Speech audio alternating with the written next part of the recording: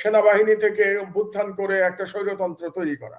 এবং আর একটা সমালোচনা আছে যে প্রেসিডেন্ট হলে পরে তাকে সরিয়ে অভ্যুত্থান করে সেনা অভ্যুত্থান করা সহজ, কিন্তু পৃথিবী পাল্টে গেছে। আমাদের মনে রাখতে হবে যে এখন পৃথিবী পাল্টে গেছে, এখন কিন্তু সেনা অভ্যুত্থানের সময় আর নাই, 1 নম্বর।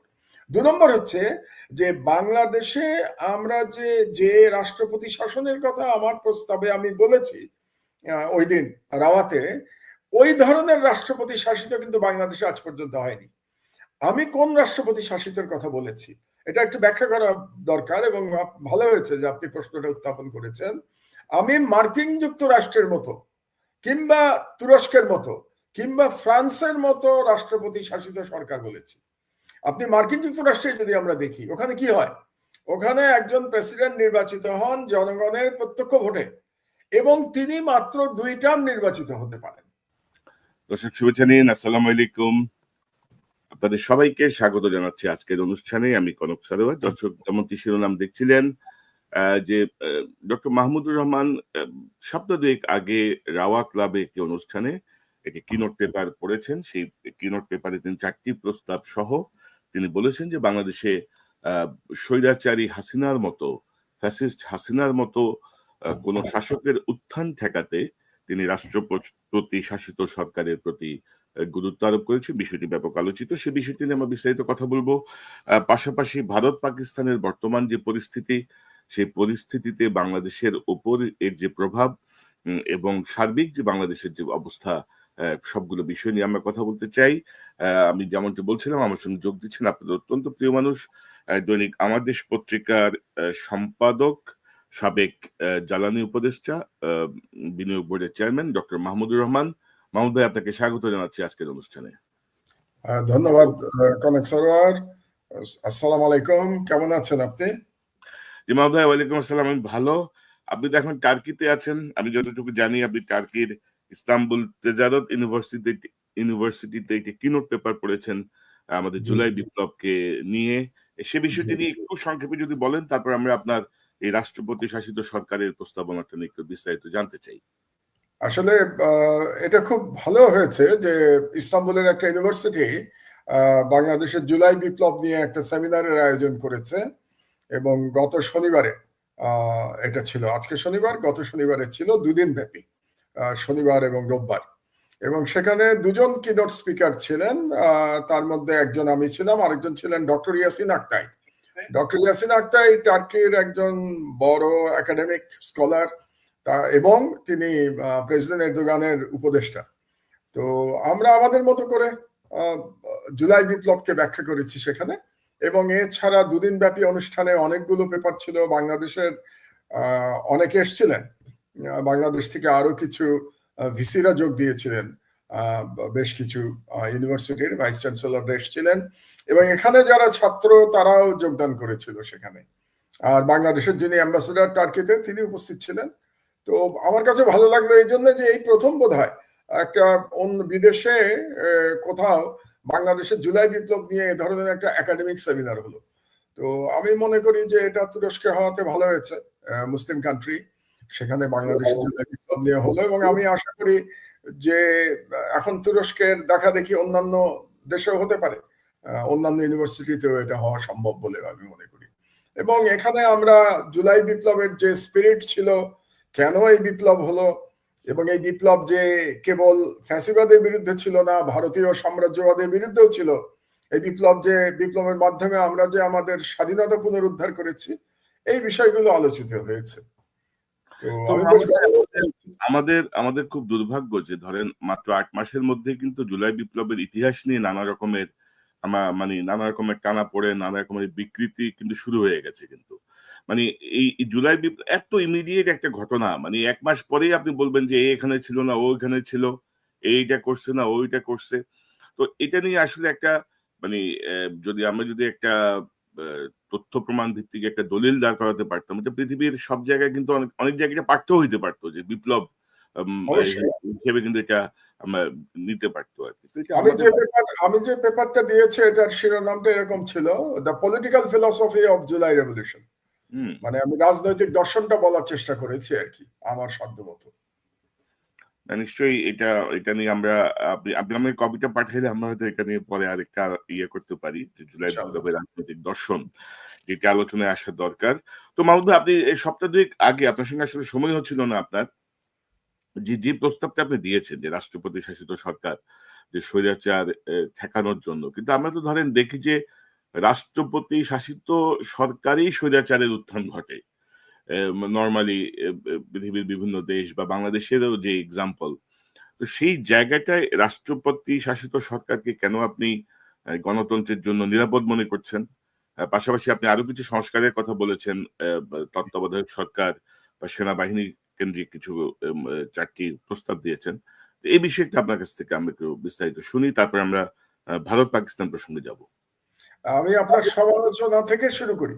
আপনি যেটা বললেন যে প্রেসিডেন্ট থেকেই স্বৈরাচার উদ্ভব হয়, আপনার কথা আংশিক সত্য। এটা একসময় হতো। যেমন ধরুন 70-80 দশকে বা 60-এর দশকে আমরা দেখেছি ল্যাটিন আমেরিকা এবং তৃতীয় বিশ্বে সেনা অভ্যুত্থান হতে দেখেছি আমরা, এবং সেনা অভ্যুত্থানের মাধ্যমে একজন আসতেন এবং তারপরে তিনি রাজনীতি করতেন, রাজনীতি করার পরে তিনি প্রেসিডেন্ট হতেন, এবং এটা এক ধরনের স্বৈরাচার, যেটা আমাদের দেশে আমরা এরশাদের বেলায় দেখেছিলাম। জিয়াউর রহমান সাহেব এসেছিলেন সেনা অভ্যুত্থান, কিন্তু পার্থক্যটা হলো জিয়াউর রহমান সাহেবের সাথে এরশাদের, যে জিয়াউর রহমান সাহেব কিন্তু সেনা অভ্যুত্থান করেন নাই। এই ইতিহাসগুলো আবার আমাদের একটু জানা দরকার, যে সেনা অভ্যুত্থান করেছিল সেনাবাহিনীর একটা একাংশ শেখ মুজিবের বাকশালের বিরুদ্ধে, এবং তারপরে বাকশালের পতন হয় এবং শেখ মুজিবুর রহমান নিহত হওয়ার পরে খন্দকার মুশতাক ক্ষমতায় এসেছিলেন। আমাদের এটা মনে স্মরণে রাখা দরকার। এবং তারপরে আরেকটি সেনা অভ্যুত্থান হয়েছিল, সেই সেনা অভ্যুত্থান করেছিল খালেদ মোশাররফ, এবং সেই সেনা অভ্যুত্থান ব্যর্থ হয়েছিল 7ই নভেম্বর সিপাহী জনতার বিপ্লবের মধ্য দিয়ে। তো জিয়াউর রহমান যদিও সেনা প্রধান হিসেবে তিনি রাজনীতিতে এসেছিলেন, কিন্তু তিনি কিন্তু কখনো সেনা অভ্যুত্থান করেন নাই, এবং তিনি প্রকৃতপক্ষে আবার গণতন্ত্র ফিরিয়ে দিয়েছিলেন। এরশাদ যখন এসেছিল ক্ষমতায়, সে কিন্তু একটা নির্বাচিত প্রেসিডেন্টের বিরুদ্ধে সেনা অভ্যুত্থান করে ক্ষমতায় এসেছিল, কারণ সাত্তার সাহেব সেনা অভ্যুত্থানের মাত্র 3 মাস আগে নির্বাচিত হয়েছিলেন। আপনাদের নিশ্চয় মনে থাকার কথা যে 1981 সালের নভেম্বরের নির্বাচনে সাত্তার সাহেব বিজয়ী হয়েছিলেন, জাস্টিস সাত্তার, এবং এরশাদ সেনা অভ্যুত্থান করেছিল মার্চ মাসে, 82 সালে মার্চে। তো এরপরে আমরা জানি যে বাংলাদেশে স্বৈরতন্ত্র হয়েছিল, এবং তারপরে গণবিপ্লবের মধ্যে 1990 সালের বিপ্লবের মধ্যে দিয়ে এরশাদের পতন ঘটে। তো আমি যেটা বলছিলাম আপনাকে, যে বিগত শতাব্দীতে এটা একটা ট্রেন্ড ছিল, সেটা পরপর হতে পারে কিংবা গ্যাপ দিয়েও হতে পারে। যেমন আমরা যদি ক্লিন্টনের ক্ষেত্রে দেখি, ক্লিন্টন পরপর 2বার প্রেসিডেন্ট হয়েছিলেন, ওবামা পরপর 2বার প্রেসিডেন্ট হয়েছিলেন, কিন্তু ট্রাম্পের ক্ষেত্রে আমরা দেখেছি একবার প্রেসিডেন্ট হয়েছেন, একবার নির্বাচনে হেরে গেছেন, এবার দ্বিতীয়বার প্রেসিডেন্ট হয়েছেন, এবং তিনি আর তৃতীয়বার প্রেসিডেন্ট হতে পারবেন না। কাজেই তার পক্ষে, মার্কিন কোন প্রেসিডেন্টের পক্ষে, কোন স্বৈরতন্ত্র, কোন ফ্যাসিজম তৈরি করা সম্ভব না, 1 নম্বর। 2 নম্বর হচ্ছে যে মার্কিন যুক্তরাষ্ট্রে, আপনার দেশের কথাই বলি, প্রেসিডেন্টের ক্ষমতার সঙ্গে কি বলে কংগ্রেসের ক্ষমতার একটা ভারসাম্য আছে। যেমন আপনি বাজেটের কথাই ধরুন, আমেরিকাতে কি হয়, একটা বাজেট তৈরি করে প্রেসিডেন্ট, বাজেট তৈরি করবার পরে এটাকে পাঠানো হয় কংগ্রেসের কাছে, কংগ্রেসে এটা নিয়ে আলোচনা হয়, এবং কংগ্রেসে ওই বাজেট কিন্তু পাস হতে হবে। ওই বাজেট যদি কংগ্রেসে পাস না হয়, তাহলে $1 মার্কিন প্রেসিডেন্ট খরচ করতে পারবেন না। এবং কংগ্রেস কি করতে পারে, তারা যদি প্রেসিডেন্টের বাজেট অ্যাকসেপ্ট না করে, তারা ফিরিয়ে দিতে পারে এটাকে হোয়াইট হাউসে। তখন প্রেসিডেন্ট কি করেন, আবার সেই নতুন করে একটা বাজেট তাকে তৈরি করতে হয়। তার মানে একটা বাজেটের পয়সা খরচ করতেও কংগ্রেসের অনুমোদন লাগে, বা আমি অন্যভাবে বলতে পারি, প্রেসিডেন্ট এবং কংগ্রেস 2 দলের অনুমোদন লাগে, এবং দুটা কোনো ব্যক্তি না, কিন্তু দুটা ইনস্টিটিউশন। কংগ্রেস তো কোনো ব্যক্তি না, কংগ্রেস একটা ইনস্টিটিউশন। সেরকম হোয়াইট হাউসও যদি আমরা চিন্তা করি, সেটাও একটা ইনস্টিটিউশন। কাজে 2 ইনস্টিটিউশনের মধ্যে ক্ষমতার ভারসাম্য থাকছে, এবং এই কারণে মার্কিন যুক্তরাষ্ট্রে একটা ফ্যাসিজম তৈরি করা সম্ভব না। আপনার কিন্তু মনে থাকার কথা যে ট্রাম্প কিন্তু গতবার যখন হেরে গেলেন ইলেকশনে, তিনি কিন্তু ক্ষমতা ছাড়তে চান নাই। তিনি বলেছিলেন যে নির্বাচন সঠিক হয় নাই, কিন্তু ট্রাম্পের পক্ষে এটা সম্ভব হয়নি, নির্বাচনের রেজাল্ট পাল্টানো সম্ভব হয় নাই, কারণ কংগ্রেস ওই নির্বাচনকে বৈধ ঘোষণা করেছিল এবং বৈধ ঘোষণা করার কারণে বাইডেন প্রেসিডেন্ট হয়েছিল। তার মানে দেখুন যে এই সিস্টেমের জন্যে ট্রাম্পের পক্ষে হাসিনা হয়ে ওঠা সম্ভব হয় নাই। কিন্তু বাংলাদেশে কি হচ্ছে আমরা দেখতে পেয়েছি কি পার্লামেন্টারি সিস্টেমে, যে আপনি ইলেকশন সিস্টেমকে ম্যানিপুলেট করে আপনি একের পর এক ভুয়া নির্বাচন করেছেন এবং একের পর এক ভুয়া নির্বাচন করার মাধ্যমে শেখ হাসিনা ফ্যাসিস্ট হয়ে উঠতে পেরেছিল। কাজেই আমাদের দেশে এই পার্লামেন্টারি সিস্টেম আমাদেরকে কিন্তু ফ্যাসিবাদ উপহার দিয়েছে। এই কারণেই আমি মনে করি যে বর্তমান অবস্থা যদি থাকে, এই পার্লামেন্টারি সিস্টেম যদি থাকে, তাহলে ক্ষমতায় যেই আসুক না কেন সে কিন্তু শেখ হাসিনার মতো আবার চাইলে পরে ইলেকশন ম্যানিপুলেশন করে আবার সে একটা ফ্যাসিবাদ কায়েম করতে পারবে। এই ফ্যাসিবাদ আমরা যদি একটা সিস্টেমের মধ্যে এটাকে আটকাতে চাই, প্রকৃত সংস্কার করতে চাই, তাহলে আমার ব্যক্তিগত ধারণা, আমার মতামত হচ্ছে এটা রাষ্ট্রপতি শাসিত সরকারের মাধ্যমে করা সম্ভব, কিন্তু অবশ্যই রাষ্ট্রপতি 5 বছর মেয়াদে দুবারের বেশি রাষ্ট্রপতি থাকতে পারবেন না। এটা একদম পরিষ্কার করে এই সংস্কার সংবিধানে এটা বলে দিতে হবে, দুবারের বেশি পারবেন না। কোন পদেই উনি আসতে পারবেন না, মানে রাষ্ট্রের আর কোন পদেই তিনি আর আসতে পারবেন না। এটা যদি হয় তাহলে দেখবেন তার পক্ষে ফ্যাসিস্ট হয়ে ওঠার আর কোনো সুযোগ নাই। কারণ দুবারও যদি প্রেসিডেন্ট হতে হয় আপনাকে, তাহলে তো জনগণের ভোটে প্রেসিডেন্ট হতে হবে, আর জনগণের ভোটে যদি আপনি প্রেসিডেন্ট হনও, সেটাও কিন্তু দুবারের বেশি আপনি পারছেন না। শেখ হাসিনা এরকম ফ্যাসিস্ট হয়ে উঠতে পারলো কেন? কারণ শেখ হাসিনা ধারণা করেছিল যে ক্ষমতার থেকে তাকে আর কোনোদিন যেতে হবে না, কারণ সে পার্লামেন্টারি সিস্টেমটাকে ম্যানিপুলেট করতে পারবে। এবং ম্যানিপুলেট কিভাবে করবে? ভারতের সহায়তায় ম্যানিপুলেট করবে। এবং বাংলাদেশের পুলিশ বলেন, মিলিটারি বলেন, ব্যুরোক্রেসি বলেন, সবাই শেখ হাসিনাকে ম্যানিপুলেশনে সহায়তা করেছিল এবং সহায়তা করার কারণে শেখ হাসিনা ফ্যাসিস্ট হয়ে উঠতে পেরেছিলেন।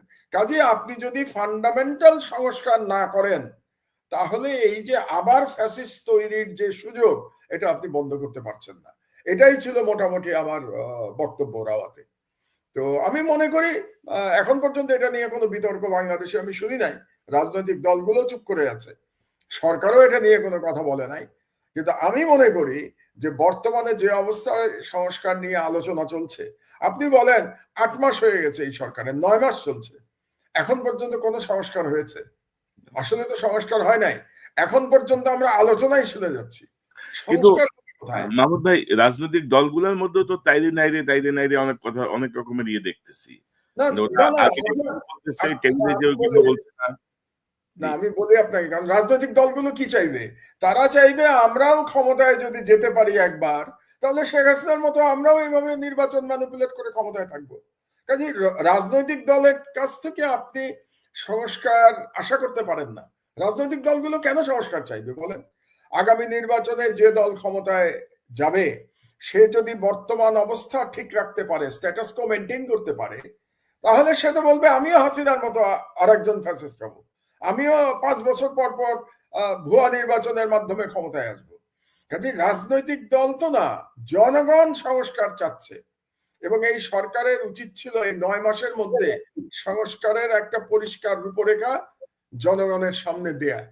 কিন্তু আমি অত্যন্ত দুঃখের সাথে বলছি যে এখন পর্যন্ত সরকার আলাপ আলোচনা ছাড়া কোনো কংক্রিট প্রপোজাল আপনার আমার কাছে তো দিতে পারে নাই। অন্তত আমি তো জানি না যে সরকারের কংক্রিট প্রপোজালটা কি।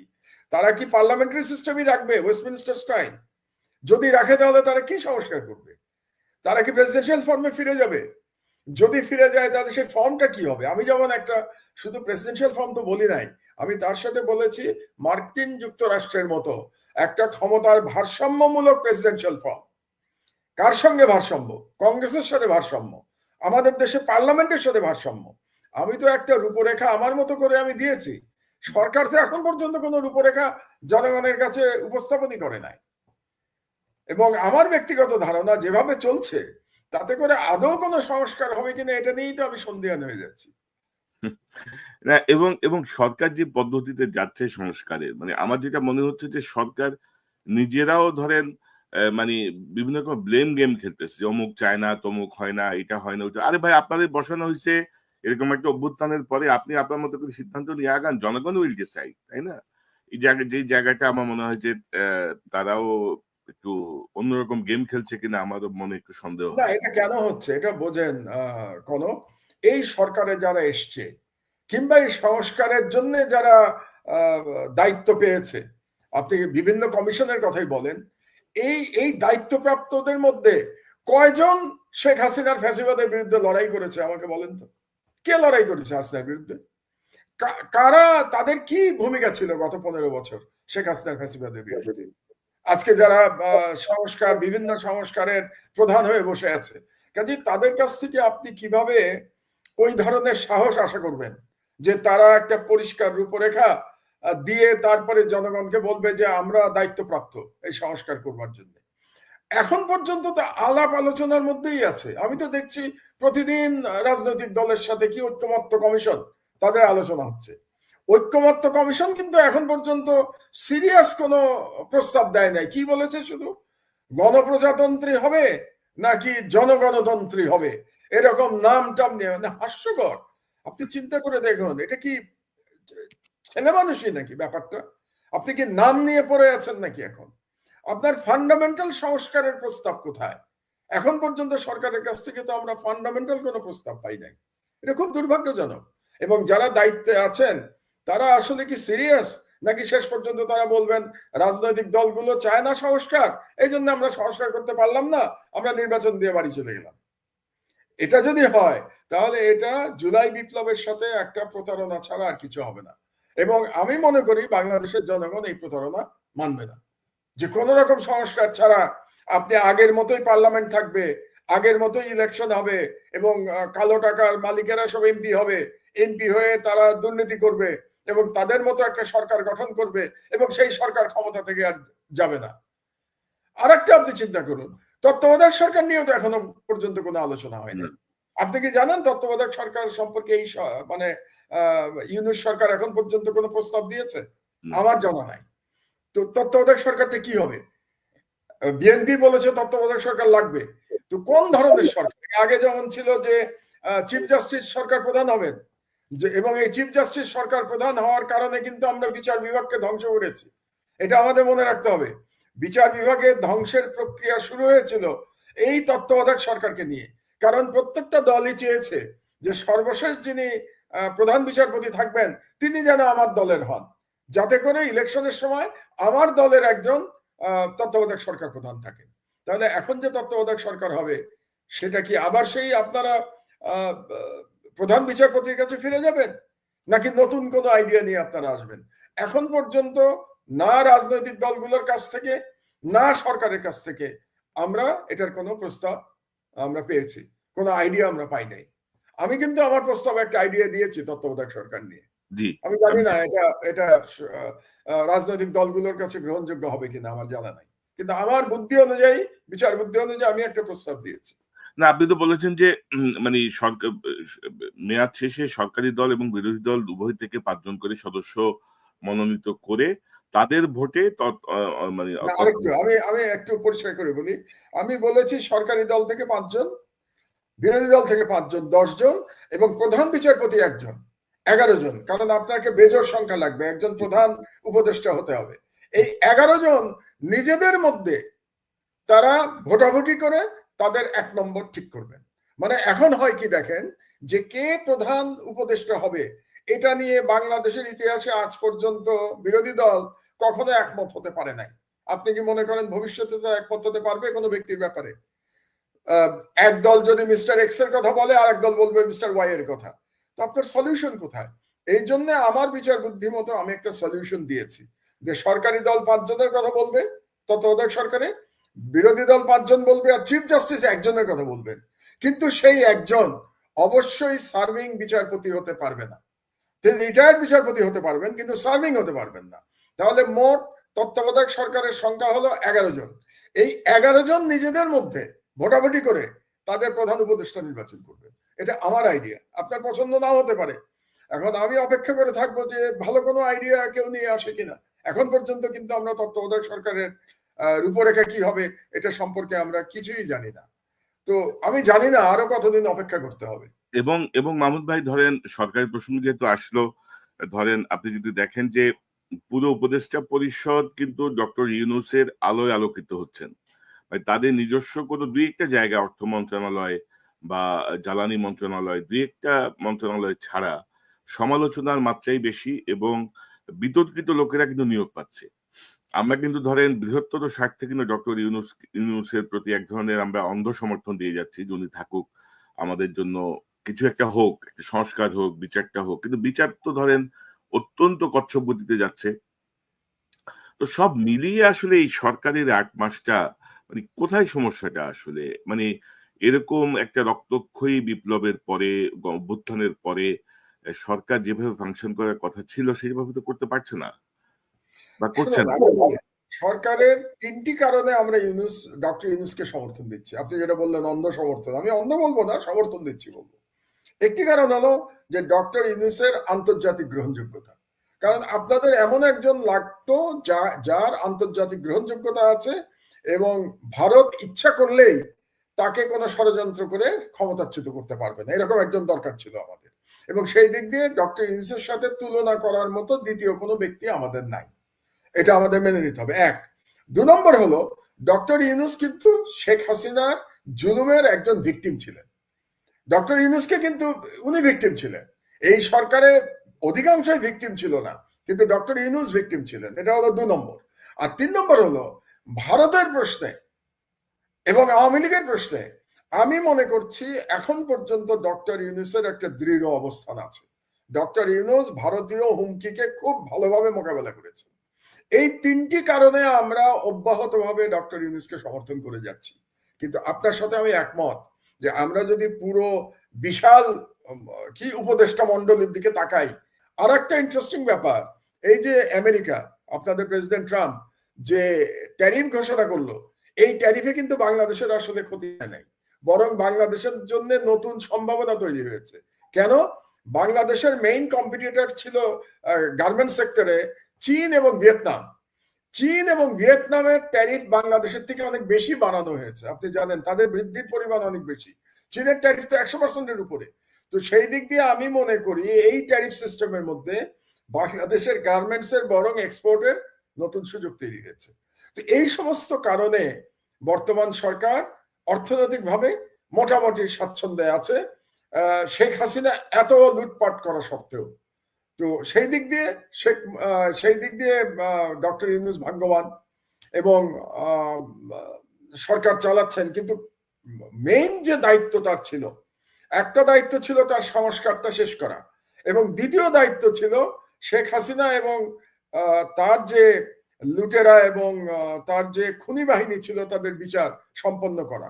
এখন সেইটা কতটা করতে পারবেন এটা নিয়ে তো কিছুটা সন্দেহের অবকাশ তো আছেই, যে তারা আদৌ কি পারবেন নাকি তারা আবার নির্বাচিত সরকারের উপরে এটা দায়িত্ব দিয়ে তারা চলে যাবেন। না আমি ধরেন সব সব মানে ঘটনাগুলো ঠিক পছন্দ হচ্ছে না অনেক কিছুই। তারপরে আপনি যদি দেখেন যে বিপ্লবের পরে এই উপদেষ্টা আসিফ মাহমুদও একটা বই লিখে ফেলছে, আসিফ নজরুলও একটা বই লিখে ফেলছে।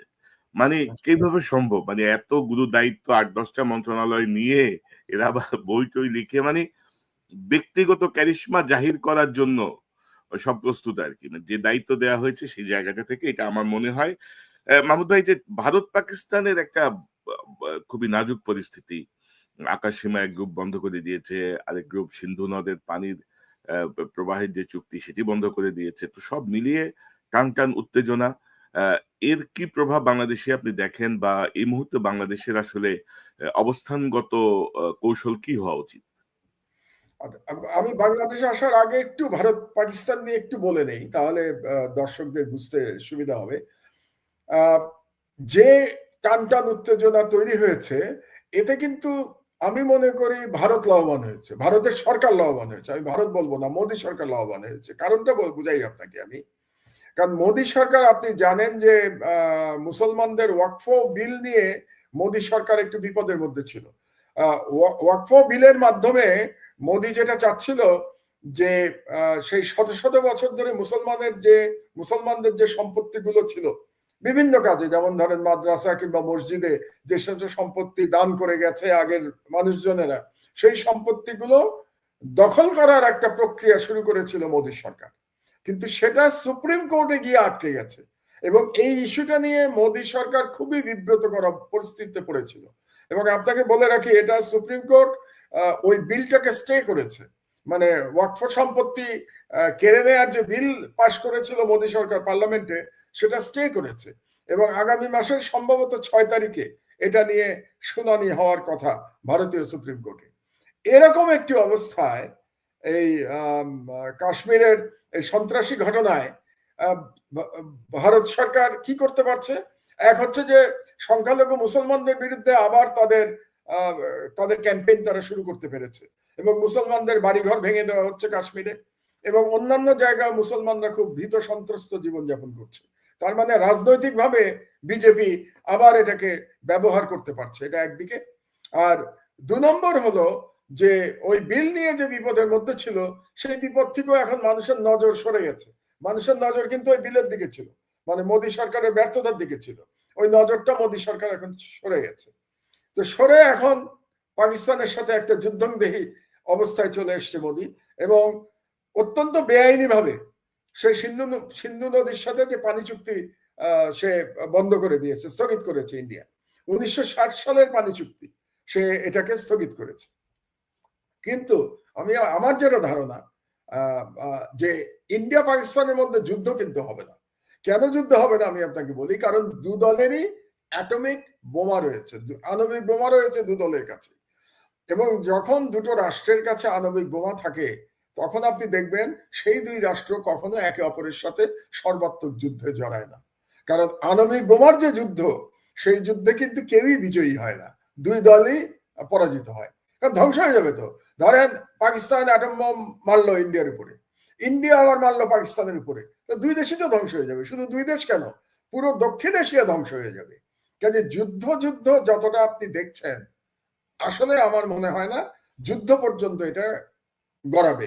একটু একটু সীমান্তে গোলাগুলি হতে পারে, 2 দলেরই 2-4 জন সৈনিক কি বিমান বাহিনীর পাইলট মারা যেতে পারে, কিন্তু যেটাকে আমরা সর্বাত্মক যুদ্ধ বলি, সেটা হবে না বলেই আমার ধারণা।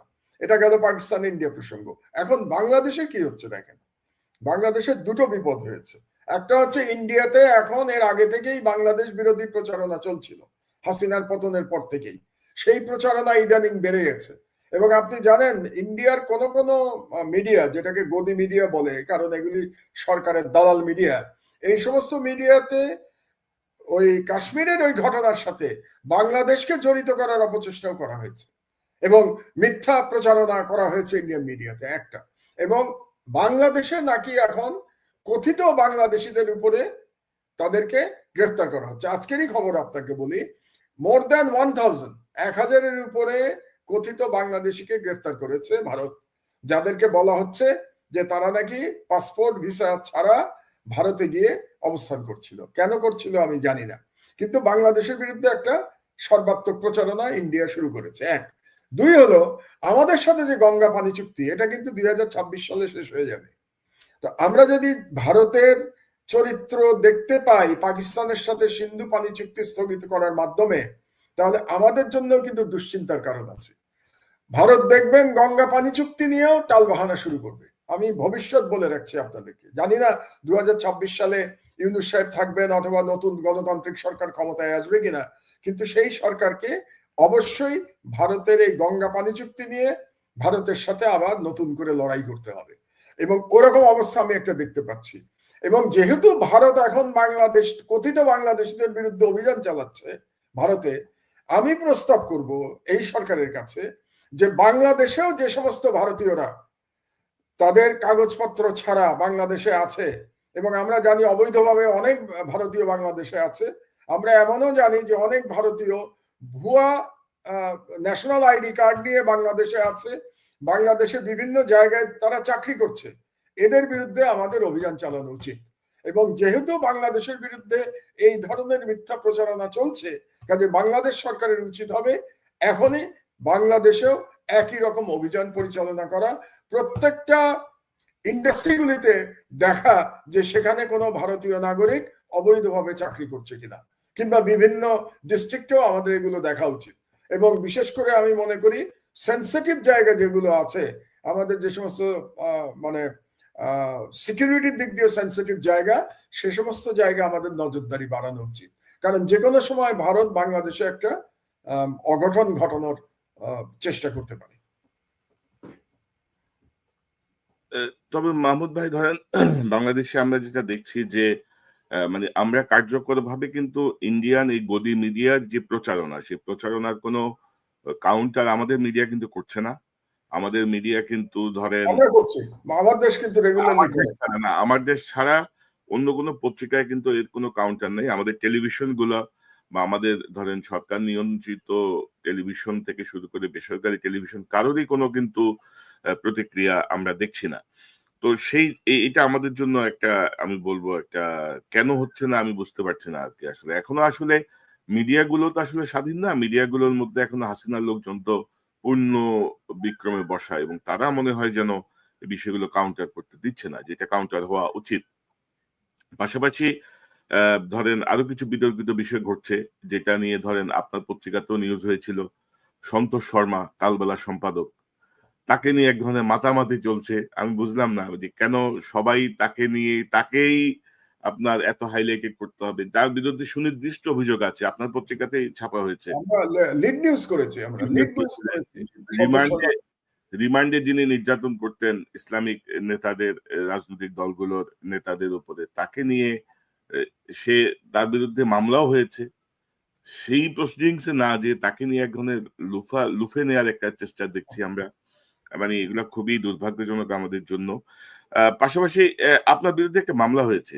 মানে স্বাধীন বাংলাদেশে আপনার বিরুদ্ধে একটি প্রথম মামলা হয়েছে। স্বাধীন বাংলাদেশের প্রথম মামলা আর কি।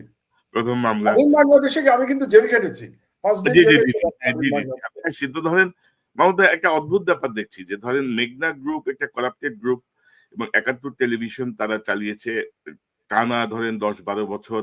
৭১ টেলিভিশন দিয়ে তারা এই ফ্যাসিজমকে শক্তিশালী করেছে।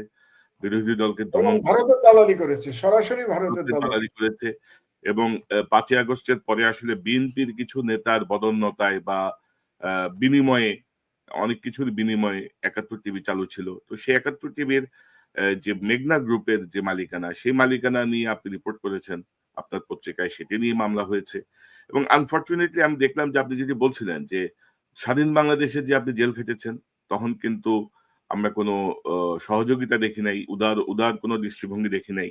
আপনার মামলা কোর্ট একসেপ্ট করে নিয়েছে, সেখানে কিছু দেখি নাই। পাশাপাশি কিন্তু আমি যদি দেখি যে বিতর্কিত সাংবাদিক ধরেন মুন্নি সাহা বা আরো অনেককেই কিন্তু পুলিশ অ্যারেস্ট করে আনে, সেখান থেকে আবার ছেড়ে দেয়া হয়।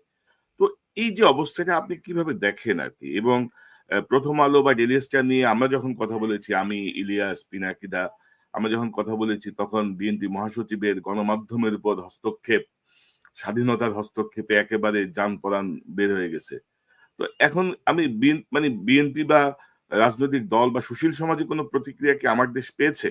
বা আপনি এই বিষয়টাকে কিভাবে দেখেন? আপনার মতো করে একটু জানি যদি। প্রথমে আমি একটু ভারতের বিরুদ্ধে যে আমাদের বুদ্ধিবৃত্তিক লড়াই, আপনি যেটা দুঃখ করছিলেন যে বাংলাদেশের অধিকাংশ টেলিভিশন এবং প্রিন্ট মিডিয়া এটা করছে না। তো আমি কিন্তু এতে হতাশ নই। কেন হতাশ নই জানেন?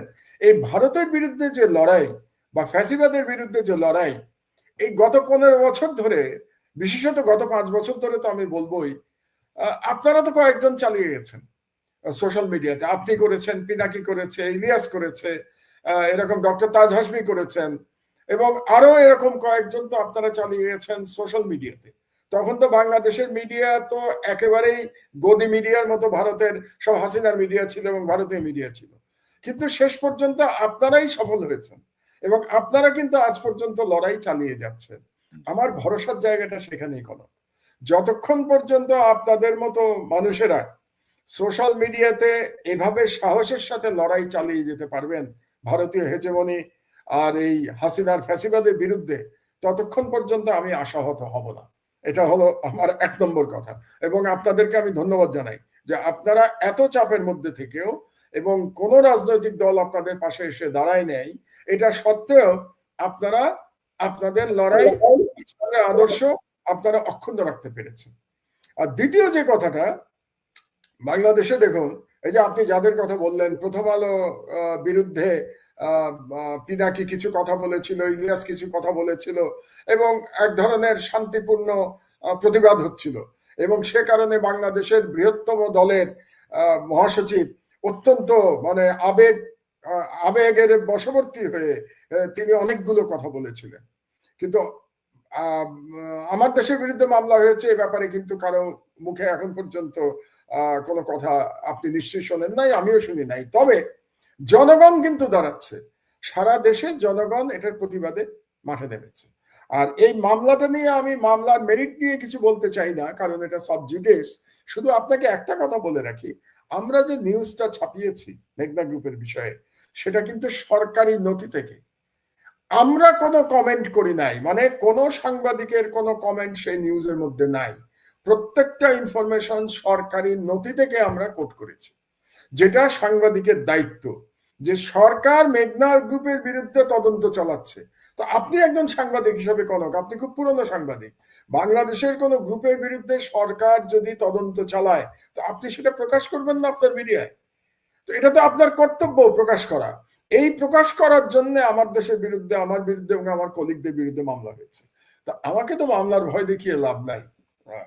5 বছর তো জেল খেটেছি, কোন মামলার সংখ্যা তো আমার 125টা, তো না হয় আরো একটা মামলা হলো, তাতে আমার কি যায় আসে, আমি কোর্টে দেখব। কিন্তু মজার ব্যাপার অন্য জায়গায়, আপনি শুনলে অবাক হবেন। এই যে মামলাটা হয়েছে, মামলার সমন আমার কাছে আসা এবং নিউজের যেদিন ছাপা হয়েছে, তার মধ্যে কয়দিন গ্যাপ ছিল জানেন? মাত্র 5 দিন। মানে আজকে মামলা হয়েছে, 5 দিনের মধ্যে আজকে নিউজ ছাপা হয়েছে, 5 দিনের মধ্যে সেই নিউজ কোর্টে আমলে নিয়ে আমার বিরুদ্ধে সমন ইস্যু করা হয়ে গেছে। আপনি কি মনে করেন বাংলাদেশের কোন মামলার ক্ষেত্রে এটা সম্ভব? কিন্তু এই ক্ষেত্রে এটা হয়েছে। আচ্ছা, আপনি ভাবুন তো যে মেঘনা গ্রুপের তো টাকার কোনো অভাব নাই, মানে তদন্ত যে পরিমাণ টাকার হচ্ছে, এটা চিন্তা করলে তো আমাদের অজ্ঞান হওয়ার অবস্থা। 1 লক্ষ কোটি টাকার কথা বলা হচ্ছে, যে কর ফাঁকি কিংবা মানি লন্ডারিং এর পরিমাণ 1 লক্ষ কোটি টাকা। সেখানে মেঘনা গ্রুপের জায়গায় যদি কোনো দরিদ্র ব্যক্তি মামলা করত, তার মামলা কি 4 দিনের মধ্যে বাংলাদেশের কোনো আদালত গ্রহণ করতে বলে আপনার ধারণা?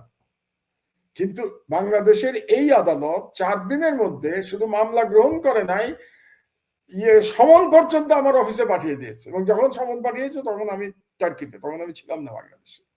এটা গেল একটা। আর একটা দেখুন, মানে এটাই হচ্ছে সব থেকে দুর্ভাগ্যজনক ব্যাপার, যে তার মানে বিচার বিভাগের পরিবর্তন তো কিছু হয় নাই। এখনো তো বিচার বিভাগ শক্তিশালী মানুষের কথায় ওঠে আর বসে, তা না হলে তো এই ধরনের কাজ হতে পারতো না, 5 দিনের মধ্যে সমন ইস্যু হয়ে যেত না, তাই না? এবং আরো ব্যাপার আছে। এই আপনি কি করবেন? আপনি যদি কোনো মানে নিউজে আপনি আপত্তি থাকে, তাহলে প্রথম কি করবেন? আপনি প্রতিবাদ পাঠাবেন। সেই প্রতিবাদ ছাপা না হলে আপনি কি করবেন? আপনি প্রেস কাউন্সিলে যাবেন। প্রেস কাউন্সিলে যদি বিচার না পান, তাহার পরে আপনি আদালতে যাবেন। এটাই তো সিস্টেম, আমরা তো তাই জানি। অবাক হবেন শুনলে, এই নিউজের কোনো প্রতিবাদ কিন্তু আসে নাই আমাদের কাছে। প্রতিবাদ আসার আগেই মামলা রুজু হয়ে গেছে। শুধু মামলা রুজু হয় নাই, মামলা অ্যাকসেপ্টেড হয়ে গেছে, মামলা কগনিজেন্সে নিয়ে সমন ইস্যু হয়ে গেছে। কোর্ট থেকেও জিজ্ঞাসা করা হয় নাই যে আপনি কি প্রতিবাদ দিয়েছেন? তো প্রতিবাদ দিলে প্রতিবাদ কোথায়? এটা হচ্ছে বাংলাদেশের বিচার বিভাগের অবস্থা। এখন আমি জানি না, আইনমন্ত্রী তো জুলাই বিপ্লবে জড়িত ছিলেন, আসিফ নজরুল সাহেব, আপনি বললেন উনি বই লিখেছেন জুলাই বিপ্লব নিয়ে, তো তিনি কি জানেন তার নিম্ন আদালত কিভাবে পরিচালিত হচ্ছে? তো আমি আশা করি তিনি না জেনে থাকলে তিনি খবর নেবেন যে কিভাবে 4 দিনের মধ্যে আমার দেশের বিরুদ্ধে মামলা গ্রহণ করা হলো। মাহমুদ ভাই, উনি সবই জানেন এবং সবই ওনার ইশারাতেই হচ্ছে। মুন্নি সাহা সাউন্ডের কিছু হয় না। পাশাপাশি আপনি জানেন যে সাম্প্রতিক সময় আমি একটা প্রোগ্রাম করি না, আমার ফেসবুকে একটা পোস্ট দিয়েছি, ওই যে ডেস্টিনির চেয়ারম্যান জেনারেল হারুন, মানে তার সাথে আসামি সবাই 12 বছর 3 মাস করে জেল খাটছে, 12 বছর সাজা, 3 মাস অতিরিক্ত খাটছে। আর জেনারেল হারুন 58 দিন জেল খেটে জামিন পেয়ে বের হয়ে গেছে, এবং এর আগে 7 দিন জেলে ছিল, মানে প্রথম যখন আত্মসমর্পণ করে সবাই। তো তার মানে তার মানে টোটাল জেলের লাইফ হচ্ছে 58 প্লাস 7 দিন, আর অন্যদের হচ্ছে 12 বছর 3 মাস। 12 বছর। এই হচ্ছে আইনের শাসন। এবং এই ক্ষেত্রে হচ্ছে ওনার বয়স বেশি, ওনার হাঁটুতে ব্যথা, ওনার কোমরে ব্যথা, বুঝছেন তো? এই হচ্ছে আইনের শাসনের তার অবস্থা। মানে ওই যে আমরা বলি না বিচার নাকি সবার জন্য সমান, নাকি বলি আইন সবার জন্য সমান, আইন সবার তাহলে জন্য দেখা যাচ্ছে আইন সবার জন্য সমান না। এটাই সত্য কথা। সবকিছু আদিষ্ট এবং নির্দেশিত, এবং আপনার বিরুদ্ধে মামলাটা টেস্ট কেস। আমরা আশা করি আমাদের বিরুদ্ধে আরো কিছু মামলা শুরু হবে আর কি। আপনাদের দিয়ে শুরু হয়েছে তো, এখন আস্তে আস্তে আমাদেরকেও ঢোকাবে আর কি। আমরা প্রস্তুত আছি। আসিফ নজরুল মানে হাসিনারে গুনলাম না ভাই, হাসিনারে পাত্তা দিলাম না 2 পয়সার। এখন আসিফ নজরুলদেরকে আমার ইয়ে করতে হবে, মানে মানতে হবে তাদের সকল কিছু অন্যায়, তাদের সবকিছু মেনে সহ্য করে যেতে হবে। এই অবস্থা আমরা এখন ইনশাল্লাহ এই অবস্থা কখনো ঘটবে না বাংলাদেশে, আমাদের ক্ষেত্রে অন্তত। অন্তত আমি একটা বলতে পারি, এবং আপনাদের প্রতি আমার বিশ্বাস আছে, যে আমাদের যে লড়াই, সেই লড়াই তো ক্ষমতার জন্য এই লড়াই তো ছিল না। এই লড়াই তো ছিল একটা আদর্শের জন্য লড়াই ছিল, তাই না? আমরা আদর্শের জন্য লড়াই করেছি, বাংলাদেশের জনগণের অধিকারের জন্য লড়াই করেছি, গণতন্ত্রের জন্য লড়াই করেছি, এবং বাংলাদেশের সার্বভৌমত্বের জন্য লড়াই করেছি। এবং এই লড়াই করেই তো 71 বছর বয়স পার করেছি। এবং এই লড়াই আল্লাহ যেন মৃত্যু পর্যন্ত আমাদেরকে তৌফিক দেন এই লড়াইটা অব্যাহত রাখবার জন্য। না, ইনশাল্লাহ মাহমুদ ভাই, ইনশাল্লাহ এভাবেই চলবে। কোনো দেশের প্রশ্নে কোনো আপোষ নেই। আমাদের লড়াইটা তো দেশের জন্য, আমাদের লড়াইটা তো কোনো দল বা পার্টিকুলার পার্সনের জন্য না। এবং ডক্টর ইউনূস যদি আমরা কিন্তু বারবার বলছি, ডক্টর আসিফ নজরুল গং সহ একটা গ্রুপ, যাদেরকে আমরা বলছি যে আপনি সরান, দেশের স্বার্থে সরান, আপনার সরকারের স্বার্থে সরান, উনি কিন্তু শুনছেন না। তো এই জিনিসটা কিন্তু ওনার মানে জন্য খুব বুমেরাং হয়ে যাওয়ার সম্ভাবনাই আমরা দেখছি, আশঙ্কাই আমরা দেখছি আর কি ওনার প্রতি। আরেকটা জিনিস বুঝতে হবে কনক, যে এই সরকারের চরিত্রটা কিন্তু আমাদেরকে বুঝতে হবে। আমি কিন্তু কিছুক্ষণ আগে ডক্টর ইউনূসের প্রশংসা করেছি 3টি কারণে, কিন্তু তারপরেও এই সরকারের চরিত্রটা কি? চরিত্র হচ্ছে এই সরকার সুশীল সরকার, এবং সেই সরকার এনজিও নিয়ন্ত্রিত সরকার। এটা যেন আমরা ভুলে না যাই, সরকারের চরিত্রটা যেন ভুলে না যাই। এবং এই সরকারের আমি একটা আর্টিকেল লিখছি, আগামী বুধবারে পড়বেন আর কি। আর্টিকেলটা শেষ করেছি আমি সবে, এবং সেখানে আমি হিসাব করে দেখলাম এই সরকারে বিভিন্ন ক্ষমতায় মন্ত্রী এবং প্রতিমন্ত্রীর পদমর্যাদায় প্রায় 48 জন লোক আছে। প্রায় 48 জন। চিন্তা করে দেখেন, একটা অন্তর্বর্তীকালীন সরকারে প্রায় অর্ধশত ব্যক্তি মন্ত্রী এবং প্রতিমন্ত্রী পদমর্যাদায় আছেন। এবং তার মধ্যে আমি খুঁজে পেলাম মাত্র 4 থেকে 5 জন, এই 48 জন বা 50 জনের মধ্যে, যারা শেখ হাসিনার সরকারের বিরুদ্ধে লড়াই করেছিল, যারা ভিকটিম হয়েছিল, কিংবা অন্তত আওয়াজ তুলেছিল। 90% শেখ হাসিনার সরকারের সময় হয় নীরব ছিল অথবা সুবিধাভোগী ছিল। তো that is the character of this government. আমরা এটা যেন ভুলে না যাই। কিন্তু দুর্ভাগ্যবশত আপনি কি রাজনৈতিক যে সরকার আসবে ইলেকশনের পরে, আপনি কি মনে করেন তারা আসলেও এই সুশীলদের খপ্পর থেকে তারা বেরোতে পারবে? আপনি তো একটু আগে আপনি যে প্রশ্নটা করলেন, আমি অন্যদিকে চলে গেছিলাম সন্তোষ শর্মা নিয়ে। এই সন্তোষ শর্মার মতো লোকদের নিয়ে তো এখনই টানাটানি শুরু হয়েছে, তাই না? আমরা বিএনপির অনুষ্ঠানেও তাকে দেখতে পাচ্ছি, আবার জামাতের অনুষ্ঠানেও তাকে দেখতে পাচ্ছি।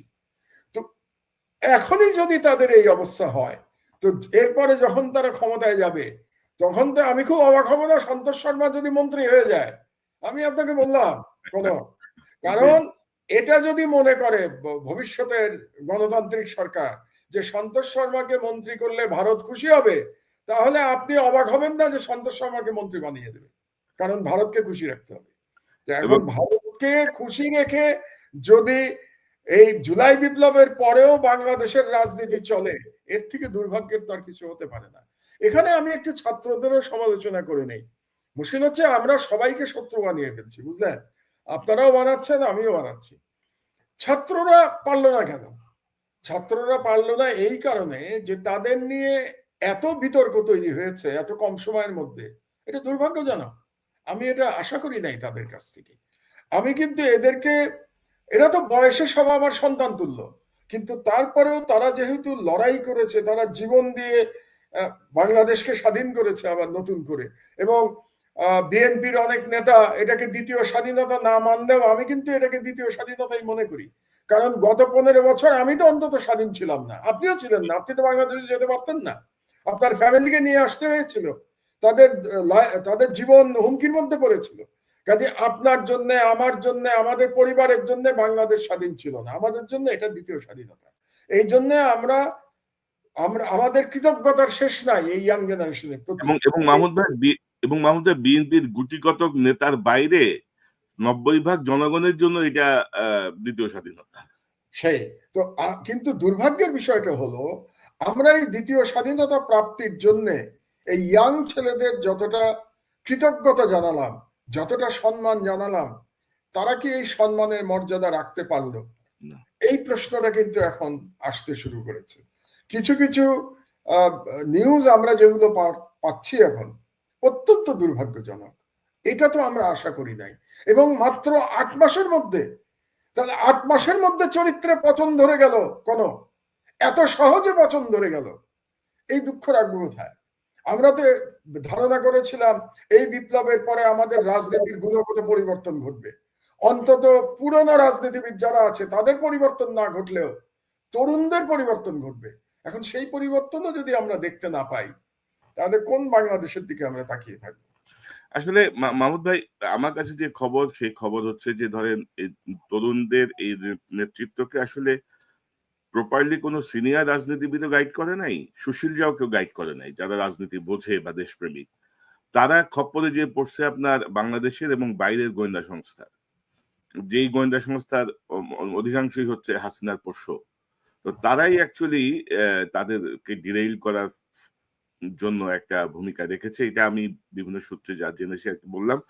আমরা মাহমুদ একটা গুরুত্বপূর্ণ প্রশ্ন আনতে চাই। আপনি বলছিলেন যে এই অন্তর্বর্তীকালীন সরকারে প্রায় 48-50 জন বিভিন্ন সিনিয়র সচিব, মন্ত্রী, প্রতিমন্ত্রীর মর্যাদায় আছেন।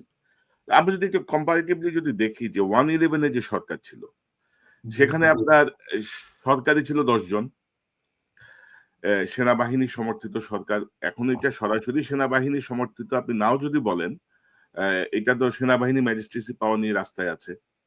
কিন্তু 111 সময় যদি চাঁদাবাজি, দখলবাজি বা আইন শৃঙ্খলা পরিস্থিতি অন্তত 9-10 মাস খুবই স্মুথ ছিল। সেনাবাহিনীর মধ্যে কি কোনো গুণগত পরিবর্তন আসলো? যে 111 সময় সেনাবাহিনীর যে ভূমিকা আমরা দেখলাম, মানে অন্তত আইন শৃঙ্খলা পরিস্থিতি বা সবকিছু মিলিয়ে, এবার কিন্তু সেটি হচ্ছে না। এবার যথেচ্ছ চাঁদাবাজি। আমি একটু এখানে দ্বিমত করব। আসলে সেনাবাহিনীর যে অবক্ষয়, এটা 111 এর মাধ্যমেই শুরু হয়েছিল। কারণ 111 এর সরকার এসেছিল এই ভারতীয় ষড়যন্ত্রের মাধ্যমে। তো তখন থেকেই এই সেনাবাহিনীর যেটাকে বলে না নীতিভ্রষ্ট হওয়া শুরু হয়েছিল। আর একটা বড় ব্যাপার হলো যে 111 এর সাথে এবারকার একটা পার্থক্য আছে। পার্থক্যটা হলো যে এবারের বিপ্লব হয়েছে কিন্তু একটা রাজনৈতিক সরকারের বিরুদ্ধে বিপ্লব হয়েছে, এবং বিপ্লব হওয়ার পরে সেনাবাহিনী ক্ষমতা নেয় নাই। তো বিপ্লব হওয়ার পরে বিপ্লব যারা করেছে তাদের পছন্দ মতো সরকার গঠিত হয়েছে। মানে আসল টার্গেট ছিল বিএনপিকে ধ্বংস করা, এবং এটা করার জন্য যাতে একেবারে চোখে না পড়ে এই জন্য আওয়ামী লীগেরও কিছু লোককে গ্রেফতার করা হয়েছিল, তার মধ্যে শেখ হাসিনাও ছিলেন, তিনিও গ্রেফতার হয়েছিলেন। কিন্তু এবার তো কোনো রাজনৈতিক দলের প্রতি সেইভাবে যারা বিরোধী আছেন, আওয়ামী লীগ তো পালিয়ে গেছে, ওদের কথা আলাদা, কিন্তু অন্যান্য দলের প্রতি তো কেউ আক্রমণ করে নাই। তো এই কারণে অন্যান্য দলের পক্ষে দলের মধ্যে যে শৃঙ্খলা আসা উচিত ছিল, এটার দায়িত্ব কিন্তু রাজনৈতিক দলের, এটার দায়িত্ব সরকারের না। রাজনৈতিক দলেরই দায়িত্ব ছিল তাদের কর্মী নেতাদের কন্ট্রোলে রাখা, নিয়ন্ত্রণে রাখা। এটা গেল এক। আর দ্বিতীয় হলো যে এইবার কিন্তু একটা বিপ্লবের মাধ্যমে সরকার এসছে, আর 11 সরকার এসেছিল ষড়যন্ত্রের মাধ্যমে। ওটা একটা মিলিটারি কু ছিল। তো বিপ্লবের মধ্যে যে সরকার আসে, বিপ্লবের পরে কিছুটা সমাজে বিশৃঙ্খলা থাকে, কাজেই সেটা আপনাকে ওই যে কি বলে with a pinch of salt আপনাকে একটু মেনে নিতে হবে, যে বিপ্লবের পরে একটু বিশৃঙ্খলা মেনে নিতে হবে। কাজে 11 সরকারের চরিত্র এবং এবারের সরকারের চরিত্র একেবারেই আলাদা। আর আমরা কিন্তু 11 সরকারের মতো কোনো সরকার দেখতে চাই না। বরং আমি মনে করি যে বর্তমান সরকার যেভাবে আছে সেভাবে তারা তাদের ভুল ভ্রান্তি থেকে মুক্ত হোক। যেমন আপনি ম্যাজিস্ট্রেসি পাওয়ারের কথা বললেন, সেনাবাহিনীর ম্যাজিস্ট্রেসি পাওয়ার আছে, কিন্তু তারা তো কোনো বাড়াবাড়ি করছে না। 11 পরে তো বাড়াবাড়ি করা হয়েছিল। আপনি তো নিশ্চয়ই চান না যে সেনাবাহিনী বাড়াবাড়ি করুক। তো কাজেই আমি মনে করি এই দুটো আমরা তুলনা না করি। না, বরং মাহমুদ ভাই ধরেন আমি কিন্তু ১-১১ কোনো কিছুকে সমর্থন করছি না। আমি যেটা বলছি যে মানে আমাদের ধরেন আর্মির মধ্যে যারা মাঠে আছেন, ধরেন তারা মাঠে থাকার পরে ওই সময়ের ১ম ৮-৯ মাস যদি বলি যে এই চাঁদাবাজি, দখলবাজি বা আইনশৃঙ্খলা পরিস্থিতি কম্পেয়ার টু এই সময়ে কিন্তু অনেক বেশি অবনতি আমরা দেখছি আরকি। সেই জায়গাটায় ধরেন আসলে সব জায়গায় তো এখনো ওই আগের লোকজনই বসা আরকি। যেটা এটা আমরা দেখি আরেকটা ব্যাপার আছে। ১-১১ পরে সব রাজনৈতিক দলেরই চাঁদাবাজরা পালিয়ে গেছিল ১-১১ পরে। এবার কি সব রাজনৈতিক দলের লোকজন পালিয়ে গেছে? তা তো যায় নাই। তো আপনার এই পার্থক্যটা তো বুঝতে হবে। সুতরাং একটা গ্রুপের লোকজন চাঁদাবাজরা তো বহাল তবিয়তে আছে। তো সুতরাং আপনি একই রকম পাবেন না। আমরা এটাই আশা করি। তবে আমি আশা করব যে এই সরকার মানে আরেকটু শক্তভাবে রাষ্ট্র চালাবে। আপনার মনে আছে আমি ঢাকায় ফিরেই একটা কথা বলেছিলাম ইউনূস সাহেবকে উদ্দেশ্য করে যে আইদার রুল অর কুইট, হয় আপনি শাসন করুন নাহলে আপনি চলে যান। আসলে একটা সরকারের হয় শাসন করতে হবে নাহলে চলে যেতে হবে। তো এখন পর্যন্ত প্রফেসর ইউনূস প্রথম দিকের ভুলভ্রান্তি থেকে শিক্ষা গ্রহণ করে এখন কিন্তু তিনি বেটার চালাচ্ছেন আগের থেকে। হ্যাঁ, আমরা সমালোচনা করলাম সংস্কারগুলি তিনি করতে পারেন নাই, বা সংস্কারের কোনো আমি জানি না কোনো পরিষ্কার রূপরেখা ওনার মাথাতেও আছে কিনা, বা ওনার যারা উপদেষ্টা তাদের মাথার মধ্যে আছে কিনা যে মানে কি সংস্কার চায়, ইউনূস সাহেব কি সংস্কার চান, কিংবা তার সরকার কি সংস্কার চায়, এটাও তো আমাদের জানতে হবে। ওনারা শুধু রাজনৈতিক দলগুলোকে জিজ্ঞেস করছেন যে তারা কি সংস্কার চায়, আপনারা কি সংস্কার চান এটা বলবেন না আমাদেরকে? তো সেটা তো আজ পর্যন্ত তিনি বলেন নাই। আমি যেটা আশা করব যে ধরেন ইউনূস সাহেব বলেছেন যে ডিসেম্বর থেকে জুনের মধ্যে নির্বাচন হবে।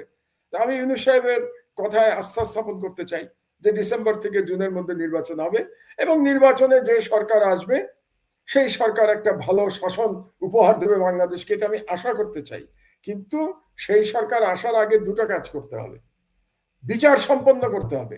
অন্তত যারা গণহত্যার জন্য দায়ী, যারা বাংলাদেশের অর্থনীতি ধ্বংস করবার জন্য দায়ী, তাদের বিচার সম্পন্ন হতে হবে, এটা এক। আর দুই, অন্তত একটা সংস্কারের ব্যাপারে ঐক্যমত হতে হবে। কোন সংস্কার? যে সংস্কারের ফলে আমরা কনফার্ম করতে পারবো যে আবার হাসিনার মতো আর এক স্বৈরাচার বাংলাদেশে মাথা ছাড়া দিয়ে উঠবে না। এই দুটো বিষয়ে যদি ঠিক না করে নির্বাচন দেওয়ার সুযোগ প্রফেসর ইউনূসের নাই।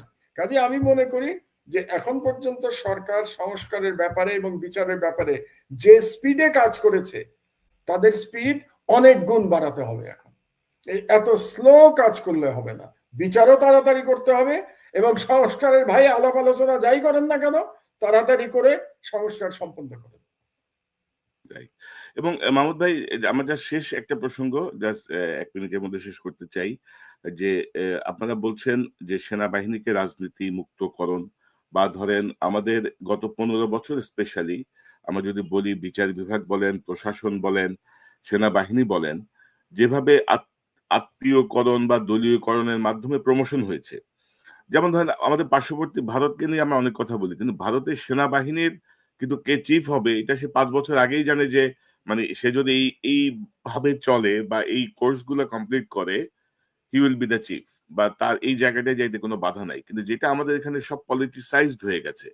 তো সংস্কারের মধ্যে আপনি কি মনে করেন না যে আমাদের বিচার, প্রশাসন, সেনাবাহিনী এই সবগুলো জায়গায় যোগ্যতার মাপকাঠিতে পদোন্নতি এবং মানে পজিশনের ব্যাপারে একটি সুনির্দিষ্ট নীতিমালা যেটি আপনি বলছিলেন নিরাপত্তা উপদেষ্টা বা এরকম একটা আমার তো সুনির্দিষ্ট প্রস্তাব আছে।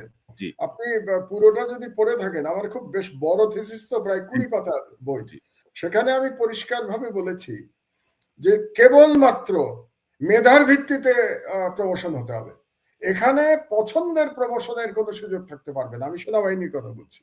আর গত ১৫ বছরে সেনাবাহিনীতে যে রাজনীতিকরণ হয়েছে, এই ১৫ বছরের রাজনীতিকরণের জন্য কিন্তু আমি রাজনীতিবিদদের বেশি দায়ী করি। কারণ কারা করেছে এটা?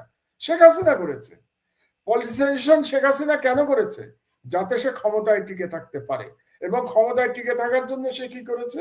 অযোগ্য লোকদের উপরে নিয়ে এসছে এবং দলীয় লোকদের উপরে নিয়ে এসছে, এবং সে কার সাথে মিলে কাজ করেছে? ভারতের গোয়েন্দা সংস্থার সাথে মিলে কাজ করেছে, তাই না? আপনার তো মনে আছে, আপনার এখানেই টক শোতে একজন জেনারেল পরিষ্কারভাবে বলে গেছিল যে ভারতীয় নির্দেশ ছাড়া বাংলাদেশে সেনাপ্রধান নিয়োগ প্রাপ্ত হয় না। বাংলাদেশে সেনাপ্রধান কে হবে এটা দিল্লি ঠিক করে দেয়। আপনার টক শোতে বলে গেছে, একটা লিখিত চুক্তি করতে হয় ওদের সাথে। চুক্তি, এটা আপনার টক শোতে বলে গেছে। তাহলে এই যে পরিস্থিতি, এটা তো সেনাবাহিনী করে নাই, এটা করেছে ভারত এবং হাসিনা মিলে। তার মানে এই যে পলিটিসাইজেশনের কথা আমরা যেটা বলছি, এটা কিন্তু করেছে রাজনীতিবিদরা, এটা করেছে হাসিনা ক্ষমতায় টিকে থাকার জন্য, নিজে ফ্যাসিস্ট হয়ে উঠবার জন্য। সেখানে সেনাবাহিনীর ব্যর্থতা কোনখানে? সেনাবাহিনী এটাকে মেনে নিয়েছে, এটা হচ্ছে সেনাবাহিনীর ব্যর্থতা। সেনাবাহিনী কেন মেনে নিয়েছে এটারও ব্যাখ্যা আমি দিয়েছি আমার বক্তব্যে। মেনে নিয়েছে কারণ বিডিআর হত্যাকাণ্ড। আমার ব্যক্তিগত ধারণা, বিডিআর হত্যাকাণ্ড ওভাবে যদি না হতো এবং সেই দিন যদি সেনাবাহিনী এই বিডিআর এ যারা হত্যাকাণ্ড চালিয়েছিল তাদের বিরুদ্ধে অ্যাকশন নিত, তাদের ব্রাদার এবং তাদের পরিবারকে বাঁচানোর জন্য তারা অ্যাকশনে যেত এবং শেখ হাসিনাকে ইগনোর করত, তাহলে বাংলাদেশের সেনাবাহিনীর ইতিহাস অন্যভাবে লেখা হতো। এবং যেহেতু ওই বিডিআর বিদ্রোহে 57 জন দেশপ্রেমিক সেনা অফিসারকে হত্যা করতে পেরেছিল ষড়যন্ত্রকারীরা, সেটা দেশি হোক বিদেশি হোক, তাদের পরিবারকে ধ্বংস করেছিল, বিডিআর কে ধ্বংস করেছিল। এবং এর মাধ্যমে কি হয়েছে দেখেন, সেনাবাহিনীর মেরুদণ্ড ভেঙে দেওয়া হয়েছিল। এটা হলো আমার ব্যক্তিগত অ্যানালিসিস। এবং মেরুদণ্ড ভেঙে দেওয়ার ফলে কি হয়েছিল দেখেন, যারা এরপরে প্রতিবাদ জানিয়েছিল এই বিডিআর হত্যাকাণ্ডের বিরুদ্ধে, তাদের কি হয়েছে? তাদেরকে চাকরি থেকে বের করে দেওয়া হয়েছে। শুধু তাই না, তাদেরকে ভয় দেখানো হয়েছিল, এই ইন্ডিয়ান আর্মি কিন্তু অ্যাটাক করবে তোমরা যদি হাসিনাকে সাপোর্ট না করো। তাহলে আপনি একেবারে প্ল্যান্ড ওয়েতে, পরিকল্পিতভাবে বাংলাদেশ সেনাবাহিনীর মরাল ভেঙে দিয়েছিলেন। তো এটার জন্য শুধু সেনাবাহিনীকে তো আমি দায়ী করতে পারি না। সেনাবাহিনীকে দায়ী করব অতটুকুই যে তারা সাহস করে এটার প্রতিবাদ করে নাই। তারা যদি অ্যাজ অ্যান ইনস্টিটিউশন এটার প্রতিবাদ করত, তাহলে শেখ হাসিনা এইভাবে 15 বছর তার ফ্যাসিস্ট শাসন ব্যবস্থা চালাতে পারত না। তো কাজেই আমি ওখানেই এই প্রস্তাবটাই করেছি এবং এই কারণেই আমি বলেছি, যদি আপনার সেনাবাহিনীর রাজনীতিকরণ ঠেকাতে হয় তাহলে বাংলাদেশের সরকার ব্যবস্থার পরিবর্তন করতে হবে। সরকার ব্যবস্থার পরিবর্তন মানে আমি বলেছি প্রেসিডেন্সিয়াল ফর্মে আসতে হবে। এবং প্রেসিডেন্সিয়াল ফর্মে এসে প্রেসিডেন্ট যখন সরাসরি সেনাবাহিনীকে নিয়ন্ত্রণ করতে পারবেন, এবং কোন প্রেসিডেন্ট? যিনি জনগণের ভোটে নির্বাচিত হবেন, সেরকম একটি প্রেসিডেন্ট যখন সেনাবাহিনীর গার্ডিয়ানের ভূমিকা পালন করতে পারবেন, আমার মনে হয় তখন আমরা একটা সাহসী এবং দেশপ্রেমিক সেনাবাহিনী তৈরি করতে সক্ষম হব। কাজে আপনি রাষ্ট্রের যদি সংস্কার না করেন, মানে রাষ্ট্র ব্যবস্থার সংস্কার যদি না করেন, তাহলে আমার আর্গুমেন্ট হচ্ছে যে আপনি সেনাবাহিনীর সংস্কার করতে পারবেন না। আপনি শুধু সেনাবাহিনীর সংস্কার আলাদাভাবে করতে পারবেন না যতক্ষণ না পর্যন্ত আপনি রাষ্ট্র ব্যবস্থার সংস্কার করতে পারবেন। এটাই হচ্ছে আমার মূল কথা। ওটাই এখন ধরেন আমরা আসলে জুলাইয়ের বিপ্লবের মধ্য দিয়ে যেই সুযোগটা পেয়েছি, এই সুযোগকে যদি আমরা কাজে লাগাতে না পারি, আর ডক্টর ইউনূস যদি এই কচ্ছপ গতিতে মানে ওনার এই কি বলবো অকর্মণ্য এক গ্রুপ উপদেষ্টাদেরকে নিয়ে যদি এগোতে থাকেন, আসলে এই বিপ্লবের ধারাও ব্যাহত হবে এবং আমরা আমাদের কাঙ্ক্ষিত লক্ষ্যেও আসলে পৌঁছাতে পারবো না। ডক্টর মাহমুদুর রহমান, আপনাকে অসংখ্য ধন্যবাদ। আমরা অনেক মূল্যবান আলোচনা শুনলাম আপনার কাছ থেকে। সংশ্লিষ্ট জায়গায় যদি একটু বোঝে বিষয়গুলো ভালো, আর না বুঝলে আসলে তো কিছু করার নাই। পরিস্থিতি যেদিকে যাচ্ছে ৮-৯ মাসে যে এত শ্লথ গতিতে যাচ্ছে, এটা কোনোভাবেই কাম্য না। কারণ মানুষও আস্তে আস্তে অধৈর্য হয়ে যাবে। শুধু দ্রব্যমূল্য নিয়ন্ত্রণে রাখা বা বিদ্যুতের নিরবিচ্ছিন্ন বিষয়টা হয়তো মানুষকে খুশি রাখছে, কিন্তু ওভারঅল জায়গাটায় যদি সংস্কার না হয় তাহলে মূল লক্ষ্যই আমাদের ব্যাহত হবে, সেটি আমরা চাই না। মাহমুদুর, আপনাকে অসংখ্য ধন্যবাদ। নিশ্চয়ই আপনি যদি একটু নিয়মিত আসেন, একটু নিয়মিত বিরতিতে, আমার গ্যাপটা অনেক বেশি হয়ে যাচ্ছে আপনার সাথে। আমি একটু ব্যস্ততার মধ্যে ছিলাম, তবে একটা শেষ কথা বলতে চাই আমি। জি, জুলাই বিপ্লবের উদ্দেশ্য কিন্তু এই নিরবিচ্ছিন্ন বিদ্যুৎ কিংবা দ্রব্যমূল্য নিয়ন্ত্রণ ছিল না। জুলাই বিপ্লবের প্রকৃত উদ্দেশ্য ছিল রাষ্ট্রে এমন একটা সংস্কার করা যে সংস্কারের মাধ্যমে শেখ হাসিনার ফ্যাসিবাদ আর কোনোদিন যেন বাংলাদেশে মাথাচাড়া দিয়ে উঠতে না পারে এবং ভারতীয় হেজেমনি যেন আবার বাংলাদেশে কোনোভাবে প্রবেশ করতে না পারে। এটাই ছিল political philosophy of July revolution. আমরা যেন এটা ভুলে না যাই। কাজেই প্রধান দুটো কাজ আপনি যদি না করেন, আমি ডক্টর ইউনূসকে উদ্দেশ্য করে বলছি, প্রধান দুটো কাজ আপনি যদি না করে আপনি ক্ষমতা থেকে বিদায় নেন, তাহলে আমি বলবো আপনি আপনার দায়িত্ব পালন করতে পারেন নাই। কাজেই এই সংস্কার এবং শেখ হাসিনার বিচার এটা শেষ করে ডক্টর ইউনূসকে যেতে হবে, এবং তাহলে আমরা বলবো যে জুলাই বিপ্লবের শহীদের রক্ত বৃথা যায় নাই। জি, মাহমুদ, আপনাকে অসংখ্য ধন্যবাদ। দর্শক, এতক্ষণ যে অনুষ্ঠান শুনলে নিশ্চয়ই আপনার এই আলোচনা মর্মার্থ উপলব্ধি করতে সক্ষম হবেন। অনেকগুলো প্রসঙ্গ নিয়ে আমরা কথা বললাম। আমাদের মূল লক্ষ্য দেশ, কোনো দল, ব্যক্তি, কারোর প্রতি অনুরাগ বা বিরাগের বশবর্তী হয়ে আমরা কোনো কাজ করছি না, আমরা কিছু বলছি না। আমরা যা বলছি আমাদের দেশের মঙ্গলের জন্য। যে 1400 ছাত্র জীবন দিয়েছে, যে প্রায় 400-500 অন্ধ হয়ে গেছে, 400-500 পঙ্গু হয়ে গেছে, তাদের যেই পরিকল্পনা এই দেশকে ঘিরে আমরা যদি একটি সংস্কার বা ফ্যাসিবাদের বিচার সম্পূর্ণ করতে না পারি, তাহলে সকল লক্ষ্যই ব্যাহত হবে, যে ডক্টর মাহমুদুর রহমান বলছিলেন। এবং আমার মনে হয় যে এই গুরু দায়িত্ব নিয়ে ডক্টর ইউনূসের আরো দ্রুত গতিতে কাজ করা উচিত। যেসব উপদেষ্টা কাজ করতে পারছেন না, যাদেরকে নিয়ে ইতিমধ্যে বিতর্ক তৈরি হয়েছে, তাদেরকে ঘাট ধরে বের করে দেওয়া উচিত এবং বাংলাদেশকে নতুন বাংলাদেশে পরিণত করার জন্য, দ্বিতীয় স্বাধীনতাকে অর্থবহ করার জন্য কার্যকর ভাবে এগিয়ে যাওয়া উচিত। না হলে আমাদের সামনে আরো কঠিন ভবিষ্যৎ অপেক্ষা করছে। দর্শক, এই চ্যানেলটি সাবস্ক্রাইব করে আমাদের পাশে থাকুন। আবারও দেখা হবে ইনশাল্লাহ। আসসালামু আলাইকুম।